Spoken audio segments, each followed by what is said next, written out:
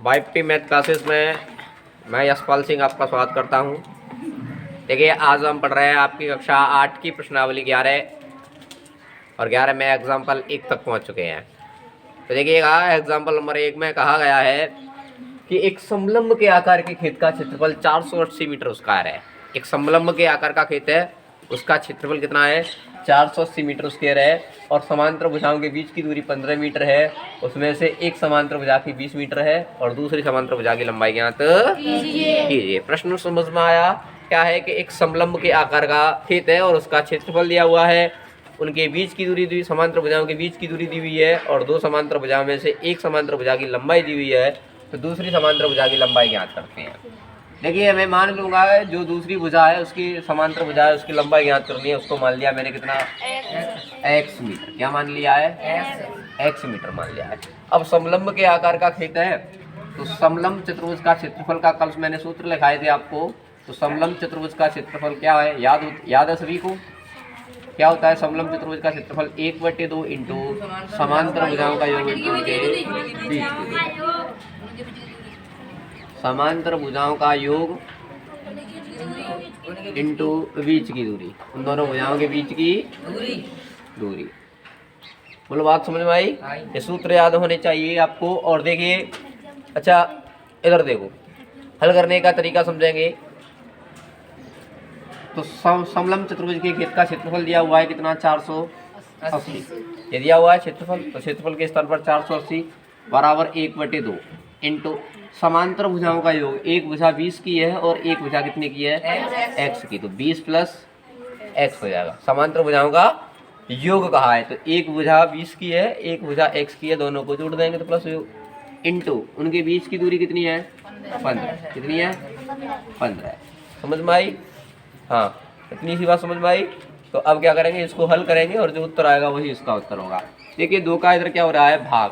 क्या हो रहा है? और इधर आके क्या हो जाएगा? गुणा हो जाएगा। क्या हो जाएगा? ऊपर बच्चा 1 का गुणा करेंगे तो यही आएगा। क्या? 20 प्लस x गुणा 15। ठीक है। अच्छा, 2 का इससे गुणा करेंगे तो 2 8 दूनी 16 की 6 लागी 1 4 दूनी 8 1 9 हो जाएगा बराबर 20 प्लस x। अच्छा देखो, 15 का इस कोष्टक के साथ में गुणा हो रहा है। क्या हो रहा है? इधर आके क्या हो जाएगा? भाग हो जाएगा। समझ में आई बात? 15 का भाग देंगे तो देखो 15 छिक्का 90। कितना बचेगा? 6 बचेगा, 60 हो जाएगा और 15 चौको 60 बराबर क्या बचेगा? 20 प्लस x। ये 20 प्लस का इधर आएगा तो क्या का हो जाएगा? माइनस का हो जाएगा। तो कितना बचेगा यहाँ से? 44। अतः दूसरी भुजा की लंबाई कितनी हो जाएगी? 44 हो जाएगी। दूसरी भुजा की लंबाई, बोलो बात समझ में आई क्या? 44 मीटर। एक बार और समझना चाहोगे तो इधर देखो। क्या है कि समलंब के आकार के खेत है, उसका क्षेत्रफल लिया है 480 मीटर। ठीक है। तो सूत्र लाएंगे, समलंब चतुर्भुज का क्षेत्रफल होता है 1/2 इंटू समांतर भुजाओं का योग इंटू उनके बीच की दूरी। तो समलंब चतुर्भुज का क्षेत्रफल दिया है 480, 1/2 समांतर भुजाओं का योग। एक भुजा 20 है और एक भुजा जो ज्ञात करनी है वो मैंने x मान ली है। 20 प्लस x इंटू 15। 2 का इधर क्या हो रहा है? भाग। उधर जाएगा क्या हो जाएगा? बाकी स्टेप ऐसे ही आ रहे हैं। भाग गुणा किया तो 260 हो जाएगा और 15 का इसके साथ में गुणा हो रहा है, इधर आगे क्या हो जाएगा? 15 का भाग दिया तो 64। 20 प्लस x है, 20 प्लस का इधर आएगा तो कितना बचेगा? 44। तो दूसरी भुजा की लंबाई कितनी हो जाएगी? समझ में आया? तो वीडियो को देखने वाले वीडियो को लाइक करें और जिन्होंने अभी तक चैनल को सब्सक्राइब नहीं किया वो चैनल को सब्सक्राइब करें। देखो,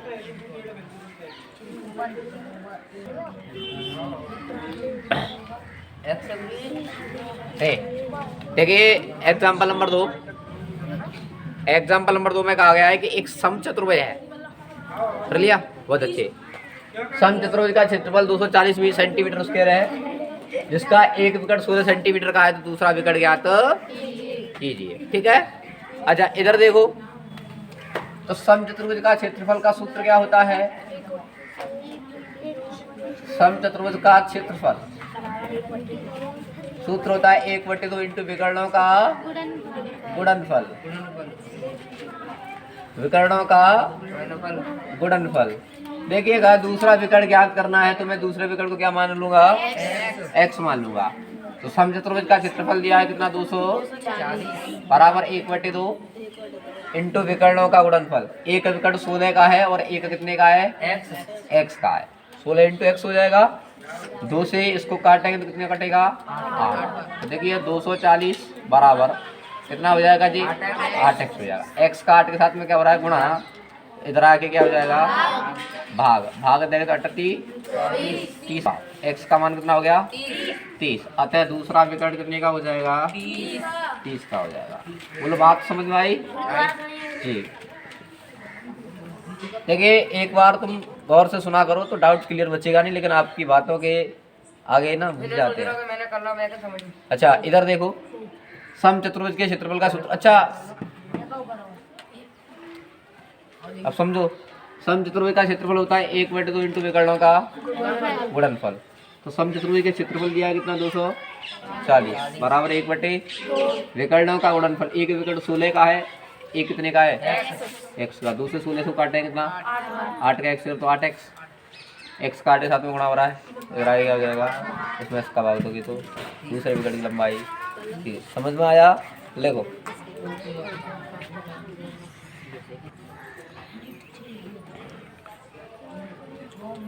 देखिए ये एग्जाम्पल नंबर 3 है। इधर देखो ध्यान से,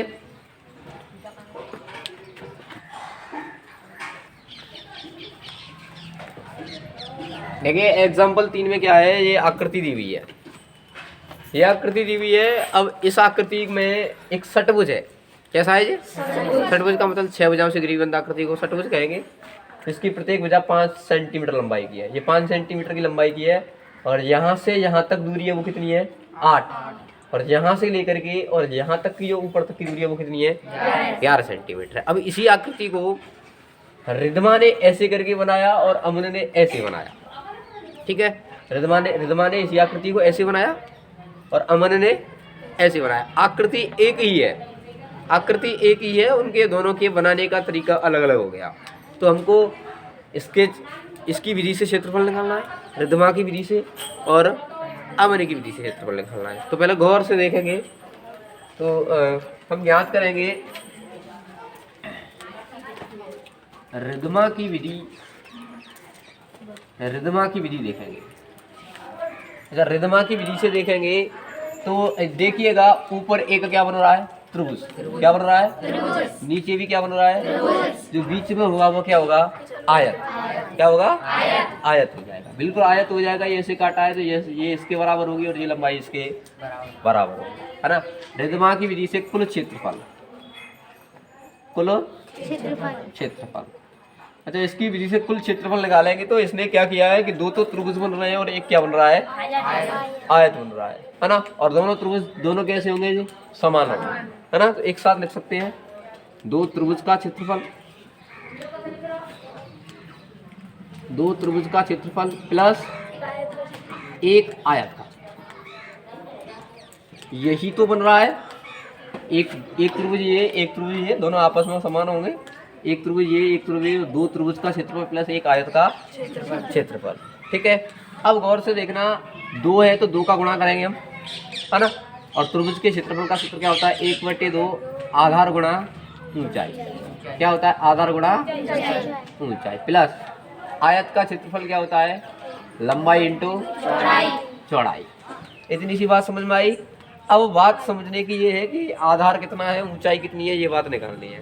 तो ध्यान रखना, मैं अक्सर कहता हूं कि जिस भुजा पर लंब गिरता है वह भुजा आधार कहलाती है और लंबवत भुजा क्या कहलाती है ऊंचाई। ये त्रिभुज है तो ये यहाँ से मैं यहाँ से क्या डालें लंब डालें, क्या डालें तो जिस भुजा पर लंब गिरता है वो तो क्या होता है आधार, क्या होता है, और लंबवत भुजा क्या कहलाती है ऊंचाई कहलाती है। बात समझ में आई? तो देखिए अब बात करें, ये पूरी दूरी यहाँ से यहाँ तक की दूरी कितनी बताई गई है 11 बताई, कितनी बताई गई है। अच्छा तो इधर देखना, ये दूरी यहाँ से यहाँ तक कितनी है 11, ठीक है। और बीच में हमें ये दिया हुआ है, ये दूरी कितनी है 5, यहाँ 5 है तो यहाँ भी कितना होगा 5 होगा। अब गौर से समझना कितना हो गया 5, 11 में से 5 तो ये हो गया, 11 में से 5 ये हो गया, कितना बचेगा? 6 बचेगा। कितना बचेगा? 6। अब 6 में से भी यहाँ जा रहा है और यहाँ जा रहा है, तो कितना कितना हो जाएगा? 3 3 हो जाएगा। कितना कितना हो जाएगा? तो ये दूरी होगी वो 3 की हो जाएगी, और ये दूरी हो जाएगी वो कितनी की हो जाएगी? 3 की। तो देखिए 3 और 3 6 और 5, तो ये पूरी दूरी का हिसाब हो गया बराबर। कितना हो गया? 11। ठीक है। अच्छा, ये यहाँ से यहाँ तक की दूरी कितनी दी हुई है? 8। तो इसका मतलब ये दूरी कितनी होगी? 8। और ये दूरी भी कितनी होगी? 8 होगी। ठीक है। अब आ जाओ इधर, दो त्रिभुज का क्षेत्रफल 2 इंटू, अच्छा 2 से 2 कट जाएगा। ठीक है। आधार क्या हो जाएगा बोलो? 8। कितना हो जाएगा? क्योंकि जिस भुजा पर लंब गिरता है वो क्या कहलाता है? आधार। तो 8 आधार हो जाएगा, और ऊंचाई कितनी हो जाएगी? 3 हो जाएगी। प्लस लंबाई कितनी होगी बोलो आयत की? 8। कितनी हो गई? 8। और चौड़ाई कितनी हो गई? 5। ठीक।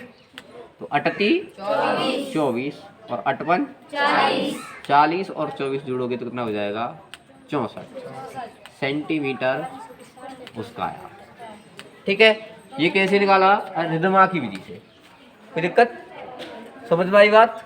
हाँ, ये रिदमा की विधि से निकाला। अब कौन की विधि से निकालेंगे? अमन की विधि।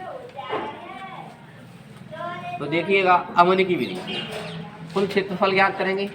बात एक ही है, लेकिन बात ये है कि ये आकृति कौन से तरीके से बना रहा है और ये आकृति कौन से तरीके से बना रहा है। ये अमन की विधि है, तो अमन देखो इस प्रकार करके बना रहा है, ऐसे करके बना रहा है। तो ये एक अलग चतुर्भुज होगा और ये एक अलग चतुर्भुज होगा। अब ये दोनों चतुर्भुज कैसे चतुर्भुज होंगे? समलंब चतुर्भुज होंगे। कैसे होंगे? क्योंकि ये भुजा इसके कैसी होगी? समांतर। तो तब चतुर्भुज के सम्मुख भुजाओं का एक युग्म समांतर हो जाए तो यह चतुर्भुज कैसा होगा? समलंब चतुर्भुज होगा। कैसा चतुर्भुज होगा? समलंब। तो ये भी समलंब चतुर्भुज है और ये भी समलंब चतुर्भुज है। कैसा चतुर्भुज है? समलंब। अच्छा, समलंब चतुर्भुज है तो समलंब चतुर्भुज का इधर देखो, पीछे ना देखो। समलंब चतुर्भुज है ये भी और ये भी समलंब चतुर्भुज है। तो कितने हो गए? 2। और दोनों कैसे हैं? एक जैसे। एक साथ निकाल लेंगे। तो मैं अमन की विधि से कुल क्षेत्रफल लिखूंगा 2 समलंब चतुर्भुज का क्षेत्रफल। 2 समलंब चतुर्भुज का क्षेत्रफल। ठीक है। तो देखिए 2 समलंब चतुर्भुज के क्षेत्रफल का सूत्र होता है 1/2 इंटू समांतर भुजाओं का योग। समांतर भुजाओं का योग इंटू उनके बीच की दूरी। उनके बीच का मतलब समांतर भुजाओं के बीच की दूरी। ठीक है, उनके बीच की दूरी। अच्छा, 2 से 2 यहाँ कैंसिल आउट हो जाएगा। समांतर भुजाओं का योग, यानी कि ये भुजा और ये भुजा समांतर है। तो मतलब बताइए, यहाँ से देखिए ये भुजा का मान 5 है, तो यहाँ भी मान कितना होगा? 5। बोलिए ये पूरी भुजा कितनी की होगी? यहाँ से यहाँ तक की दूरी कितनी है? 11। ठीक है, तो कितनी की होगी? 11। समांतर भुजाओं का योग, तो मैं लिख सकता हूँ 5 + 11 इंटू उनके बीच की, यानी कि समांतर भुजाओं के बीच की ये मान चाहिए। कितना चाहिए? ये मान चाहिए। ये समांतर भुजाओं के बीच की दूरी है। अब देखो ये दूरी कितनी है टोटल? 8। कितनी है? 8 की बताई गई यहाँ से यहाँ तक। तो ये 8 की बताई गई है, तो ये कितने की हो जाएगी? और ये कितने की हो जाएगी? 4 की। तो 2 समांतर भुजाओं के बीच की दूरी कितनी हो गई? 4। तो 11 और 5 कितना हो जाएगा? 16। 16 इंटू 4 करोगे तो कितना हो जाएगा? 16 चौको कौन है लड़का? 5 और 11 16। 16 इंटू 4 करो 16 चौको 64 सेंटीमीटर उसका आया। देखिएगा आकृति दोनों एक जैसी थी, तो क्षेत्रफल भी कैसा आ रहा है, लेकिन तरीका अलग अलग है ना? उनके बनाने का तरीका अलग अलग है। तो हमने निकाला अलग अलग तरीके से, लेकिन ध्यान रखना आकृति एक जैसी है। कैसे भी निकालो तो क्षेत्रफल कैसा आएगा? एक समान आएगा। इस बात से हमको क्या सीखने को बात मिल रही है कि कोई भी आकृति हो उसका क्षेत्रफल किसी भी विधि से ज्ञात करें, कैसे भी ज्ञात करें, तो क्षेत्रफल एक ही आकृति का कितनी बार निकालो कैसा आएगा? समान आएगा। यही तो है। यहाँ हमने 2 त्रिभुज और 1 आयत और यहाँ 2 समलंब चतुर्भुज माने थे, उनके अनुसार क्षेत्रफल ज्ञात किया है। समझ में आई बात? समझ में आई तो वीडियो को देखने वाले वीडियो को लाइक करें।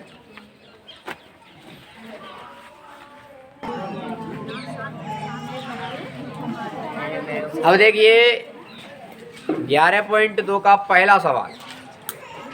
और 11.2 के पहले सवाल में कहा गया है कि एक समलंब के आकार की मेज है, उसकी ऊपरी सतह कुछ इस प्रकार से है, जिसकी समांतर भुजाओं की लंबाई 1.2 और 1 मीटर है और उनके बीच की दूरी है 0.8 मीटर।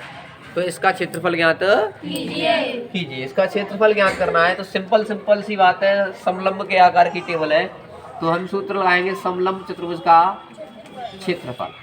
समलंब चतुर्भुज का क्षेत्रफल क्या सूत्र होता है? 1/2 इंटू समांतर भुजाओं का योग, समांतर भुजाओं का योग इंटू उनके बीच की, देखिएगा 1/2 इंटू समांतर भुजाओं का योग, एक भुजा की लंबाई 1.2 और दूसरी समांतर भुजा की लंबाई 1 इंटू उनके बीच की दूरी कितनी है? 0.8 है। देखो 2 से ये कट जाएगा कितनी बार? 0.4, 4 नहीं बोलेंगे, 0.4। 1.2 और 1 जोड़ेंगे तो कितना हो जाएगा? 2.2। कितना हो जाएगा? इंटू 0.4। अच्छा गुणा करेंगे 4 दूनी 4 दूनी और 0 का करेंगे 0 हो जाएगा। कितने अंक बाद पॉइंट लगेगा? 1 और 1 2, तो 2 अंक बाद पॉइंट लगेगा। 0.88 मीटर इसका आया। समझ में आया? तो देखो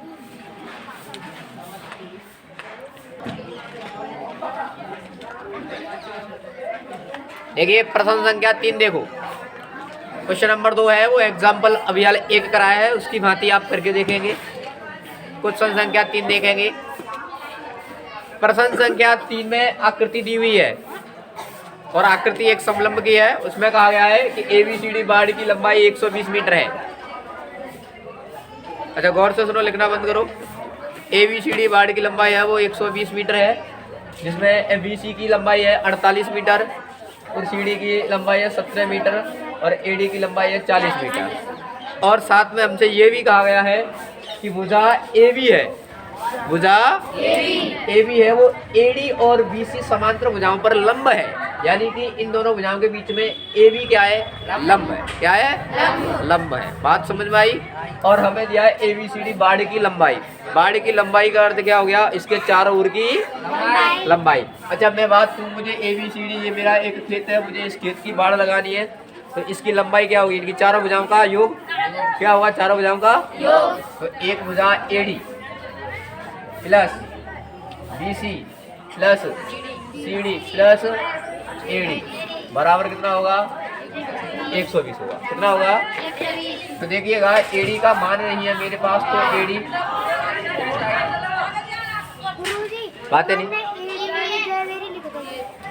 अच्छा वो AB है, ये AB है। अरे 1 मीटर को यहाँ AB करते हैं, यहाँ क्या करते हैं? AD करते हैं। ठीक है।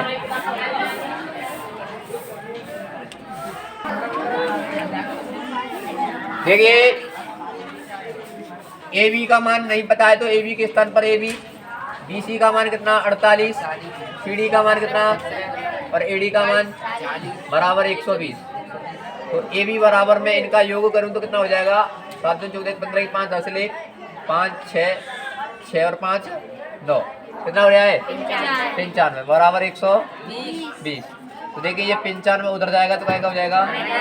कितना बचेगा बोलो? 25। कितना बचेगा? 25। तो ये AB भुजा होगी, ये कितने की होगी? 25 मीटर की होगी। अब देखिए इसका क्षेत्रफल ज्ञात करना है। तो ये कैसी आकृति है? समलंब। तो समलंब चतुर्भुज का क्षेत्रफल क्या सूत्र होता है? 1/2 इंटू समांतर भुजाओं का योग, बोलो 1 मिनट 1 मिनट द्वारा जुड़ जाएंगे। 7 और 8 5 की यहाँ से 1 तो 5 हो जाएगा। 5 1 6, 6 और 4 10 हो रहा है, तो गलत हो गया। कितना हो जाएगा ये फिर? कितना बचेगा? 15 बचेगा। ठीक है। समांतर भुजाओं का योग इंटू बीच की दूरी, बीच की दूरी। तो 1/2 समांतर भुजा, एक तो 48 है और ये कितनी है 40 और उनके बीच की दूरी। अच्छा लंबवत ऊंचाई होती है वो क्या होती है बीच की दूरी, इसीलिए ये ज्ञात की है। कितने की आई है जो 15 इंटू 15।